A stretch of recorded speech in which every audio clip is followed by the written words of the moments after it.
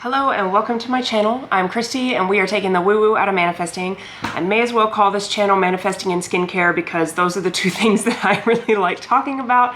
And today is no different. Today we are going to be talking about revision.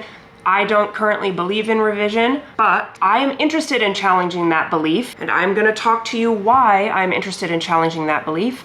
And I'm going to start a revision challenge with you in this video. We're also going to do a little bit of skincare. I was at my best friend's this weekend and I got a new tattoo, actually 3 new tattoos, and we microneedled our faces. And so I'm fresh faced. I don't have lashes on. I'm going to film another video, hopefully today, where I'm doing my lashes with you because we haven't done lashes in a minute. And yeah, so we're going to talk about skincare. I got the new Medicube Mini Booster Pro device, and so I'm going to use that with you today while we talk about revision. All right, and I'm going to explain to you what revision is, and I'm going to use Neville Goddard, the GOAT himself, to inform this definition of revision, and I'm going to talk a little bit why I don't necessarily believe in it. So I'm using the Complete Reader. I have read this book 3 times. I annotate and highlight, and I have made indices of success stories in the back. Like this is an important book in my manifesting life, and I'm going to use it to inform our discussion of revision. So if you have this and you want to look into it, we are going to the book At Your Command, chapter 4, which is called The Pruning Shears of Revision. That is page 54. And I have had a lot of thoughts about this chapter, clearly. So Neville says this about revision: the very first act of correction or cure is always revise. One must start with oneself. Totally down with that. It is one's attitude that must be changed. Wholeheartedly agree with 2 of those 3 sentences. The very first act of correction or cure is always revise. This is where it gets sticky for me. It is a most healthy and productive exercise to daily relive the day as you wish you had lived it, revising the scenes to make them conform to your ideals. Revision is of greatest importance when the motive is to change oneself, when there is a sincere desire to be something different, when the longing is to awaken the ideal active spirit of forgiveness. He goes on to describe forgiveness, and he says, forgiveness is, in fact, experiencing in imagination the revised version of the day, experiencing in imagination what you wish you had experienced in the flesh. Every time one really forgives, that is, every time one relives the event as it should have been lived, one is born again. When a man practices the art of forgiveness, of revision, however factual the scene on which sight then rests, he revises it with his imagination and gazes on one never before witnessed, one being the sight, that the 3D circumstances. The magnitude of the change which any act of revision involves makes such change appear wholly improbable to the realist. When he first defines revision, he says, for instance, suppose today's mail brought disappointing news. Revise the letter. Mentally rewrite it and make it conform to the news you wish you had received. Then, in imagination, read the revised letter over and over again. This is the essence of revision, and revision results in repeal. That is what that's where I don't currently believe. And I am nothing if not transparent about where I am at on my manifesting journey. I would love to believe in revision. I think revision sounds delightful. He goes on in other parts of the book to talk about how basically if events can move in forward motion in time, then they can also move in backward motion in time. And he kind of talks about like the relativity of time compared to how time really does or doesn't exist versus how we experience linear time. And he basically posits that if the circumstances unfold this way, then in your imagination, you can make them unfold a different way. Like you can go back before the circumstances came out the way you didn't want and change them. That sounds improbable to me, as he said in the chapter. I would love to believe in that because I think that is an incredibly powerful idea. All right, my face is starting to feel dry after my shower, so we're gonna start with some skincare. This is the Medicube Triple Collagen Serum. I like this just fine. I'm not sure if it's anything special yet, but I like it. And I'm trying to use like minimal, gentle ingredients on my face and neck since I just microneedled a couple days ago. We microneedled, what's today? Today is Tuesday. I microneedled with my best friend on Sunday. Oh, and I don't think I showed you in the previous video my third tattoo. So I showed you this one. I extended this out. And then I showed you the back of the neck and like down onto the shoulder one. But I didn't show you my third one, which is a tiny little baby heart. Little baby pink heart. I love her.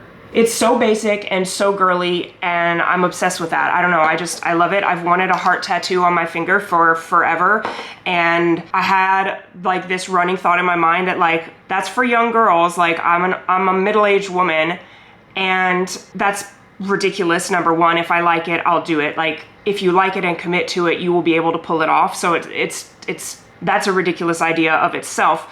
But also, I had only ever seen it done in black, which I love black tattoos. I have a whole bunch of black ink, but I don't think I wanted black on my hands. I want it to be more subtle.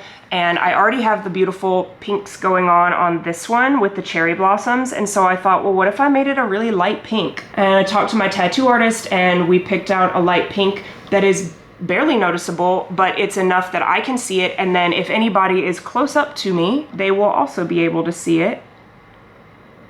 And I think she's so cute. I love her.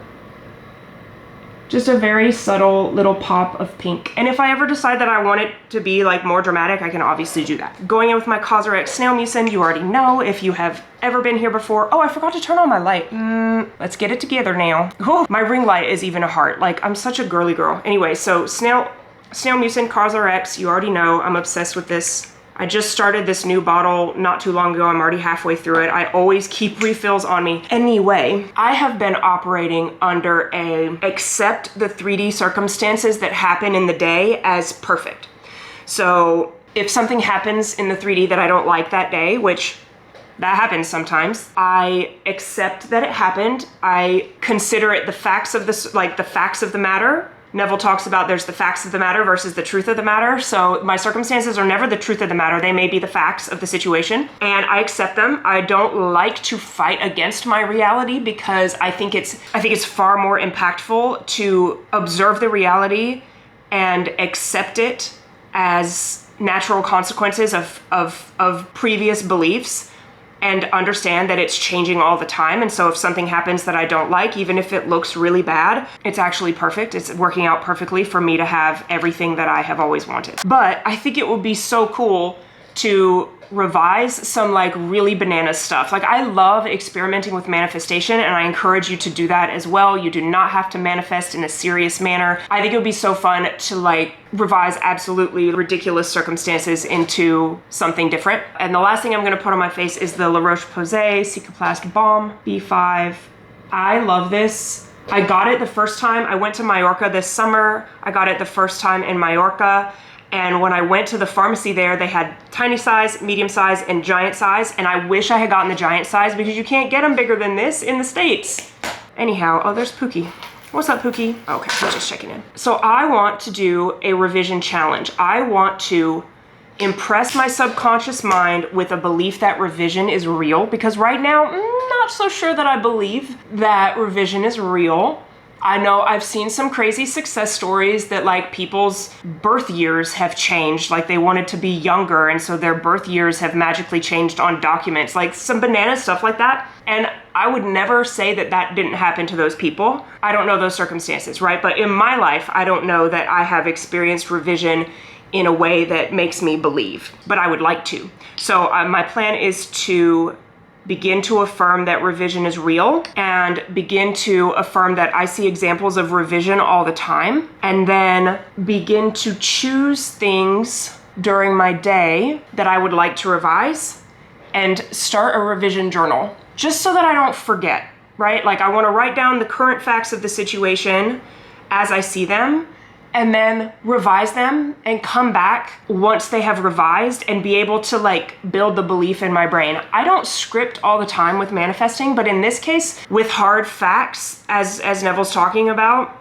I think that would be helpful. All right, so next I'm gonna go in with the Medicube Booster Pro Mini. I am still formulating my opinions about these products, but because I'm a manifester, I want them to work, and so I'm believing that the results will come with consistent use. So like they're gonna work for me. I don't know if they'll work for you. I don't know what your beliefs are related to skincare devices like this, but I have positive beliefs around it and I affirm for what I want, so I like it. But this device has 2 modes. I believe there's an acne mode and then a Booster Pro, like a what do they call it, a derma shot mode. I don't have acne, so we turn it on and it will count down the time. Let me do that again. All right, we're gonna turn it on.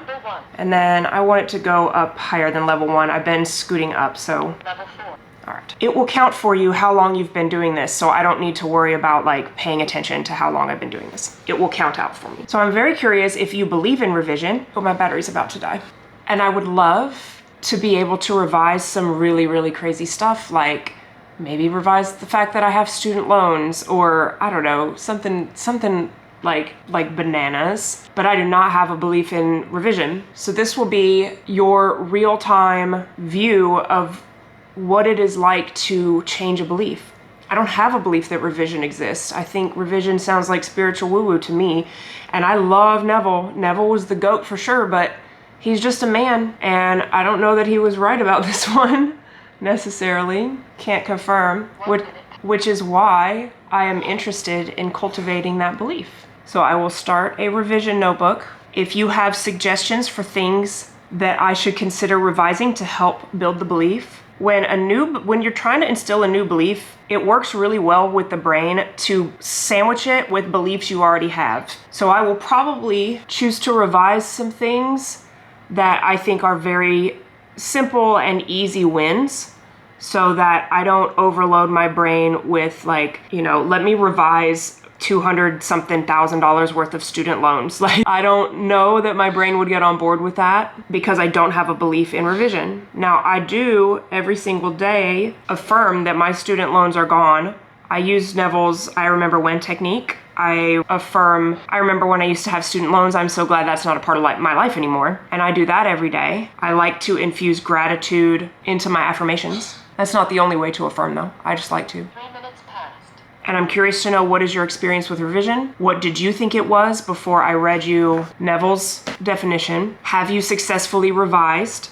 And I think I'm gonna start with revising things and not relationships or interactions with people. So if you have any suggestions for me of things that would be fun and easy to revise, or maybe something from your own revision experience that you liked, drop it in the comments below. But that's gonna wrap it up for this video. I'm about to do my lashes and film a video about intrusive thoughts while manifesting, so be sure to check out the next video. If you got benefit from this, and I know you did, please do interact with the video, like, share, comment, subscribe, so that YouTube knows it's valuable and they will send it out to more people so we can take the woo-woo out of manifesting. I will see you in the next one. Bye.